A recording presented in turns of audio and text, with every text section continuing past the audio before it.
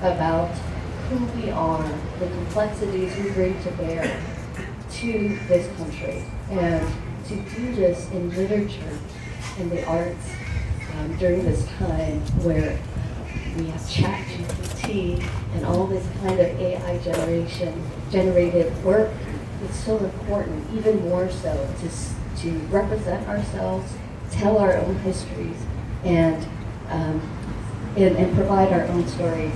So in answer to your question, there's a wealth of politically sensitive issues I think we still can talk about.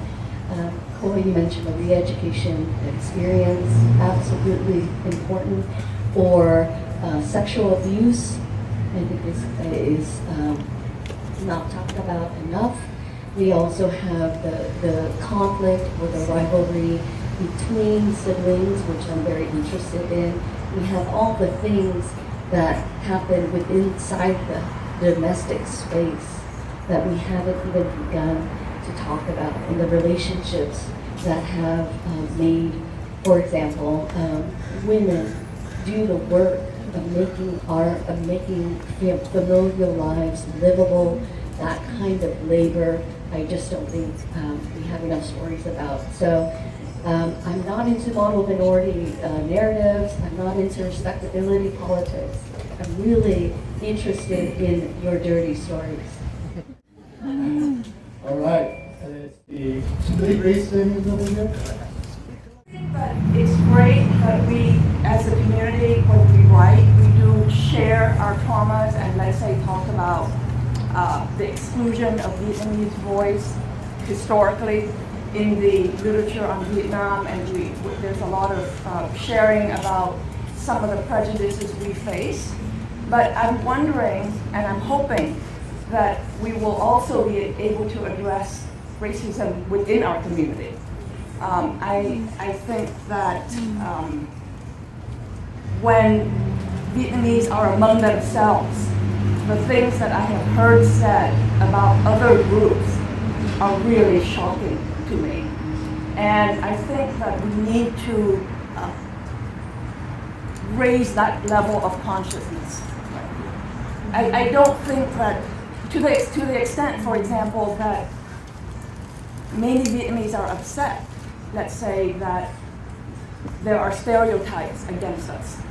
You have to understand we have a lot of stereotypes against other racial groups, particularly certain racial groups such as African Americans, whose civil rights work benefit your children tremendously. So that is very important to understand. And I think that given the fact that culturally there's a notion of mang ơn, which is more than thankful. It's like gratitude. That's a very culturally important characteristic for Vietnamese culture, the notion of being indebted. And I think you can apply that to the prior civil rights movement that opened up for us in ways that we would not have if we did not have the struggles of African American civil rights movement. And also remember Can you ask a question too, please? Yeah, and so my question is, to what extent are we willing to really discuss this issue honestly in our community?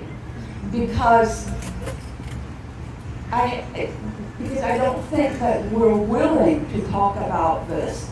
Even metaphors are also important. I think Viet has written about the notion of Black April. I mean, there are a lot of things that as writers we need to understand when we perpetuate these things, that it's going to rebound back. So I would like a conversation about whether or not we're willing to do this, rather than just have performative posturing about, racism.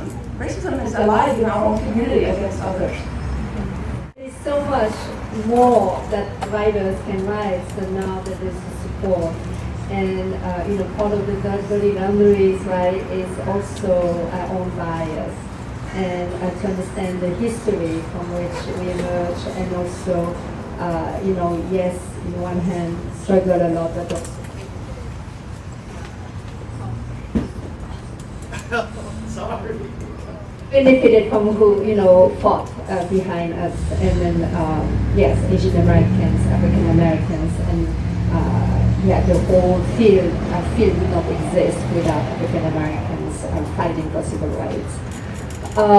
It's just, it just brings to mind, we just, in a book, upcoming anthology on being a writers, included in that book is Amy Kwan Berry, who is adopted, but from Vietnam. She's African, she looks African Americans, and then once she got published a book about Vietnam, right, because she's adopted from Vietnam. She really had ambivalence about, using a name, using, her identity, and she just chose not to. And she said, because she chose not to, and also I have to say, as a scholar, her work is really well written, but she's not as well reviewed and written about, right? Because she doesn't have those obvious facial, ethnic markers, right? That's a problem, right? That's a problem. So, in what we're doing, I guess now I'm making a plug, so in VAALA, this whole thing, if we look at the mission statement, we have we believe sections.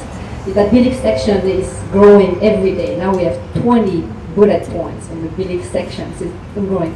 And this is what we put there, right, is we need to work in solidarity with other peoples, right, who've also experienced colonialism and war across different racial groups.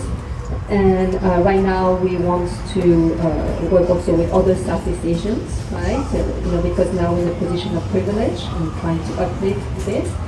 And to be very conscious of our own bias and what we fight and what we do in a selection process when we're trying to include, because now suddenly we are the one who decide before, say, oh, it's white people. Now it's like, oh, we are, we are the power to select, right? And we really emphasize inclusions, right?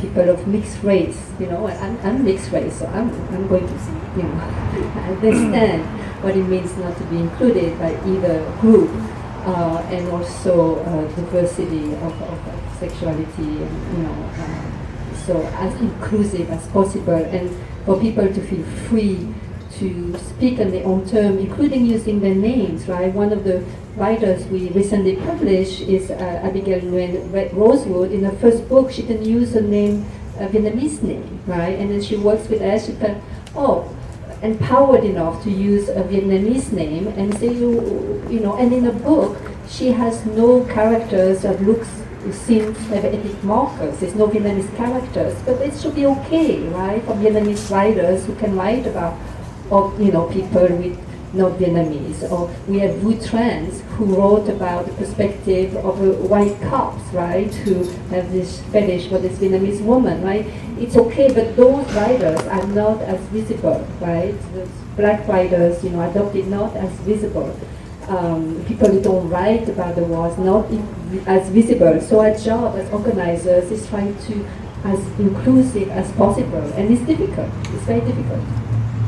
I was going to say, Amy Kwan Berry's novel, She Weeps Each Time You're Born, is an amazing novel. And I think it's actually one of the best Vietnamese American novels we have about the Vietnam War and its aftermath, so I highly, highly recommend that. I will point out that one reason why I made my character of the sympathizer mixed race, French and Vietnamese, is so that it would bring up the issue of racism within the Vietnamese community, because, Amerasians and Eurasians have been historically treated very badly by Vietnamese people. So, but interestingly enough, most Vietnamese readers just treat my sympathizer as Vietnamese. I'm like, neutral.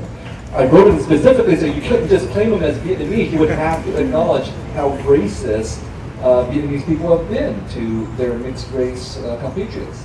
Okay, I think Ken, you had a question, right? Hello. First of all, congratulations. Yeah, I'll just head this way. I applaud the work that you've all and other industries. I'm putting together so much within the Vietnamese community, but I find that sometimes the factions and the different generations and different teams of people are hard to get together. What has allowed you all to stay together for so many years? Can you give us, the younger generation, some advice?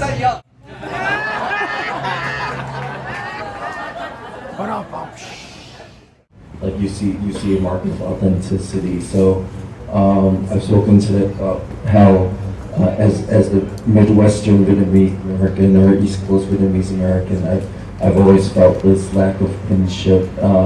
So what keeps me going is just being able to connect with other people, and I guess I call it, it's sort of like returning to my roots and trying to be more. I'm really inspired by all the different topics.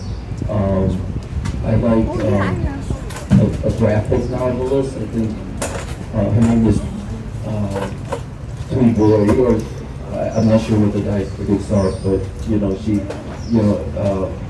it's just like the Vietnamese American writers are growing and just forging into all these certain related fields. We have poets, professors, fiction writers, and professors. And I was joking about Lan Cao because she's like famous in my family because she's a writer and a lawyer.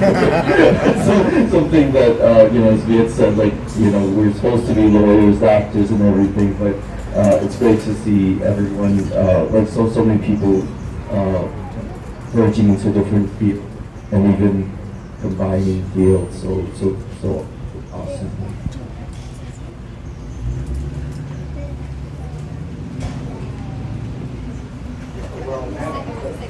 I just want to say one thing to this very quick.